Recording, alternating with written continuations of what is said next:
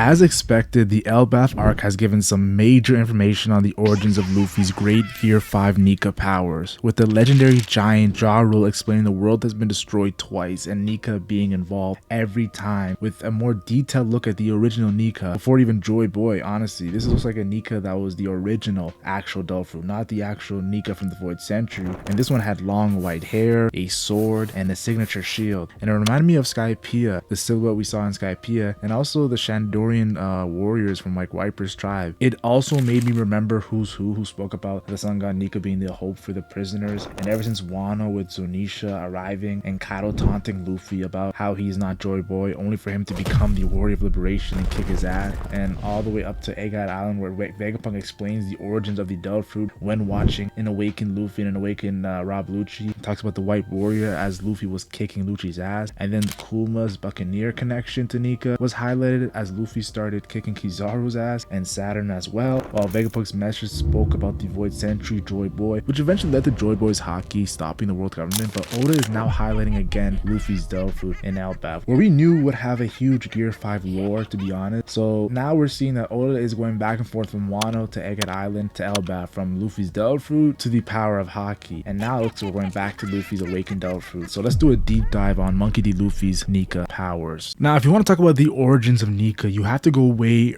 back. I'm talking nearly 1,000 chapters back during the Skypiea arc. We see Luffy making Nami laugh, we see Usopp with the drums, and we see Luffy's silhouette. This is all hints to Nika. And then of course you have Robin watching, overseeing them party and dance, and Robin is the one who finds out the history of the Void Century with the poneglyphs, so it makes sense that Oda has her watching all these Nika hints. Also, I gotta say this, the Nika dance, the signature Nika dance, is being had too by the wolves and Luffy. This is easily one of the biggest foreshadowing moments, not just in One Piece but in anime history. And that's the amazing thing about this Skypiea arc. It's not just one thing, it's multiple things. And the end of the arc, when Luffy's fighting Enel is mocking Luffy's rubber powers. We all know this is a signature of the Nika, original Nika, that got passed down to Joy Boy and now Luffy that we see to this current day. Like Luffy's whole gum fruit was because they were hiding Nika's powers. That's the reason why the name was like that. Now the next thing I'm going to talk about was a little spooky when I was seeing it, because it's like eerie how Konis and the Skypiea people are praying to a god. They're praying that Enel gets defeated, and the person who's fighting Enel is Monkey D. Luffy. And when Luffy actually achieves the unthinkable by stopping the island from getting destroyed, Luffy says, "Turn sunny now." That is an obvious reference to Luffy bringing the sun to the people, as they call the sun god Nika. So definitely gotta say, Skypiea, like that was nearly like 200 chapters, like the first 200 chapters. The fact that Oda was doing this is mind-boggling. And on the 300th chapter, that's when Oda shows Luffy as the Nika silhouette again. It can't be a coincidence because Oda has been doing this multiple times in the Skypiea arc, and I thought this was insane. Now there's many more iconic hints to Nika, but Skypiea to me is just the most recent, like not say recent, but like the one that is the oldest. Like I can go to Fishman Island, Dressrosa, there's a lot of hints to it, but Skypiea was the earliest, and that's why I had to mention it in this video. Now when it came to Wano, Oda said, "I'm done hinting, I'm just gonna come out and reveal this figure from back in the days." When I say back in the days, I mean way back in the days. Then he uses Who's Who, who's a character that used to be part of Cyberfall and was in Impel Down and now is a part of Kaido's crew. And Who's Who said that an Impel Down guard came to him and told him to pray to Nika. Now whoever that Impel Down guard is, he could just be a random character that knows about Nika, but still, that guard to say that is very ballsy, if I'm being honest, because you all know what happens when you mention Nika in this world, especially when you work for the world government in Impel Down. So Who's Who was explaining to Jinbei how the Impel Guard down told him that slaves would pray in a long distance pass to Nika, a legendary warrior that would free them. And Sun God Nika, that's what they called him. Did he exist or was it dreamed up? Who's Who was starting to question if it was real or not. And Who's Who mentions that it brings smiles, like Nika brings smiles and delivers people from suffering. And it's so crazy that Who's Who, who's a big pessimistic, as you see, started actually believing and clinging on to that legendary Nika because of the treatment he was getting in Impel Down. So it looks like if you're dealing with suffering, Nika is the one who's going to relieve it.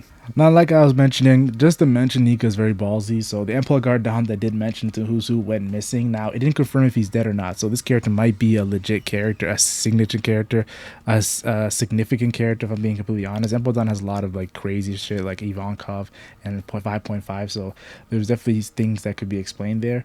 And then of course maybe Bon Clay meets this character who also talked to Husu. I'm not too sure what's gonna go down with this whole plot line, but Who was so scared he ran and left Impel Down. He escaped Impel Down, which is a pretty big feat because the only other characters to escape Impel Down are, of course, Shiki, the Golden Lion, and Luffy with a bunch of the other Impel Down breakouts.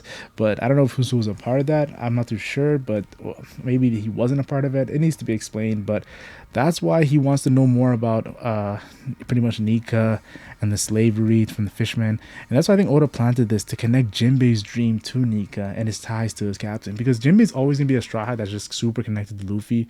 Because he just, during the War Saga, he was so riding out for Luffy that he cannot get away from Luffy. So when he comes to Wano, it's like he's coming to protect Luffy, who's about to become Nika. Oda does everything on purpose. Nothing's a coincidence. We then see right before Luffy and Kaido's battle really hit the climax, the Gorosei hear about Zunisha pulling up to Wano, and they start speaking of that legendary fruit that to even them is a legend and hasn't awakened for centuries. And it was such a crazy fruit that they changed the name to pretty much erase Nika from the annals of history. And this shows how taboo Nika is. Like Nika is more taboo than Joy Boy. Yes, he gets mentioned throughout the story more times than Joy Boy, but he's more taboo because Nika is the origins to what Joy Boy actually became. And it's the same way how Luffy, it looks like Luffy and Joy Boy are more similar than to Nika. Nika is the originator, while Luffy and Joy Boy took what Nika did and innovated. So definitely interesting concept. And a lot of people make jokes about Zunisha pulling up to Wano just for 2 seconds just to leave. But honestly, I think Zunisha is one of the most iconic moments of Wano.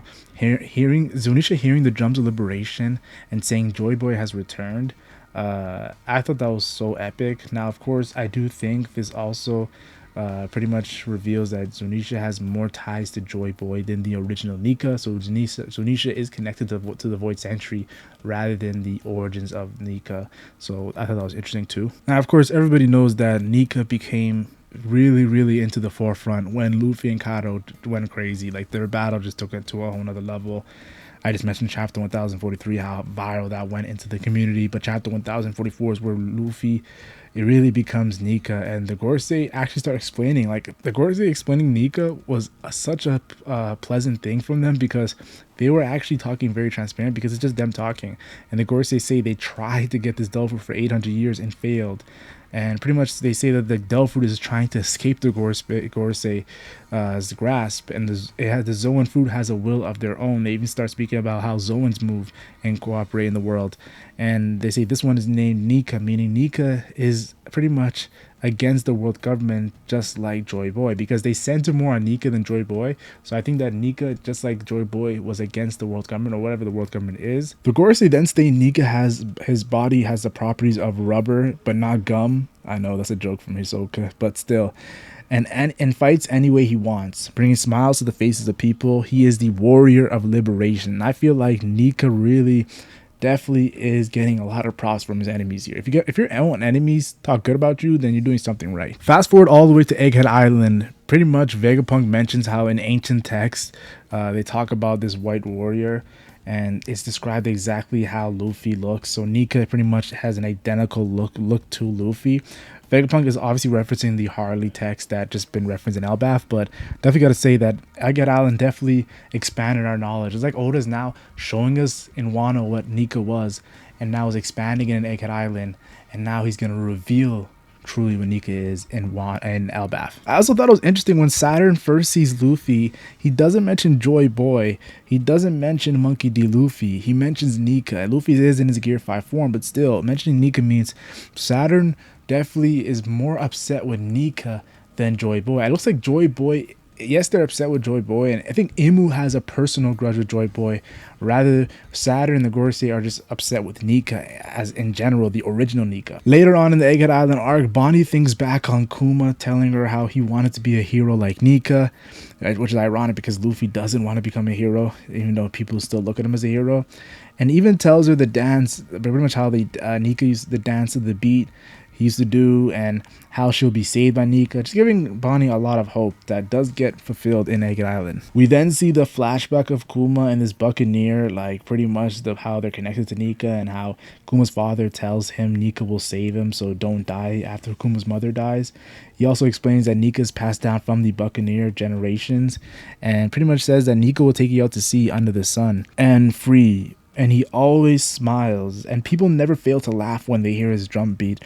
And then he got shot by a Celestial Dragon, which I thought was just crazy. But the point is, Nika's fame surpasses that of Joy Boy. Now, of course, Joy Boy had the Void Century be pretty much erased from history, but Nika's legend stands stronger than Joy Boy's legend. But Joy Boy's legend looks like to be stronger once you achieve the pinnacle of a pirate, because Joy Boy is the first pirate. I also thought it was interesting how Oda had Kizaru, the Admiral, Sentomaru, Vegapunk, Kuma, and Bonnie all do the Nika dance. Such an interesting group. Oda is locked in with this dynamic lore of Nika. Like, Oda thinks, I think this is what Oda has been waiting to reveal. That's why he's so excited for Wano. Wano was the beginning of what he's been trying to do since the beginning of the story. We then learn that Kuma told Bonnie when she was a little bit younger that pretty much Nika was made out of rubber, and she does a Nika future to actually defeat that Cyberpol agent that was protecting, that was blocking. But also made me think about how Kuma was watching over Luffy. He knew that Luffy had the rubber ability and could be that hope, that Nika that he's been waiting for. Bonnie then hears the drumlets of liberation and realizes Luffy is Nika, and Vegapunk confirms it, saying that the same boy that Kuma had his eye on is actually Nika, and a Buster Call is nothing to him. And for centuries, people have been waiting for Luffy, aka Nika, showing that, yeah, Oda really in Egghead Island is like, yeah, I'm going to put a stamp on Nika being a legit character that we must not overlook. Even when the legendary giants Dory and Broggy come to Egghead Island and they come for Luffy, they actually, like, it's, if anything, they come for Nika because they mention the sun god that they worship. So I thought that was interesting. I found it hilarious too how they thought that Luffy was dressing like Nika on purpose.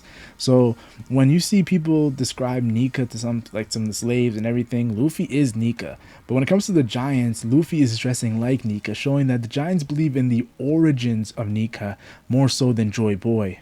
I also like how Vegapunk talks about the Star of the Void Century was this man with a rubber body, just like Nika, named Joy Boy. I like how he differentiates the two Nikas, because this is what this whole video is about. Like, Oda really wants to separate Joy Boy and Nika to us fans who, like, let's be honest here, when Wano first got revealed, Nika and Joy Boy was just the same thing to us. Yeah, it was different, but a lot of people didn't really care about the origins of Nika. They just thought, oh, Joy Boy, Luffy's the next Joy Boy. Even towards the end of Egghead Island, when Bonnie is actually using the Nika powers, the giants say, hey, there's two Nikas, with Bonnie as a giant and Luffy as a giant, like two white original giants right here. And if anything, this kind of confirms to me that I think that Nika might have been a giant, because the giants are the ones who so wholeheartedly believe in Nika. Even the Buccaneers have giant blood, and we know with the whole ancient giant blood thing with the horns. And then you look at even the whole situation of Kaido and the Oni, how he was waiting for Joy Boy and everything. I definitely believe that Nika is becoming more and more centered than Joy Boy right now, because later on it's going to change. Even the beginning of Elbaf, like the first thing we see in Elbaf is Loki, this 2.6 billion berry bounty that Shanks had to take down, and Shanks became a Yonko after taking him down, and the Holy Knights want him to join. Loki claims to be Nika and has a legendary dove fruit. And I think Nika's not the only fruit. I think there's more legendary dove fruits, like not on the same level as Nika, but close to.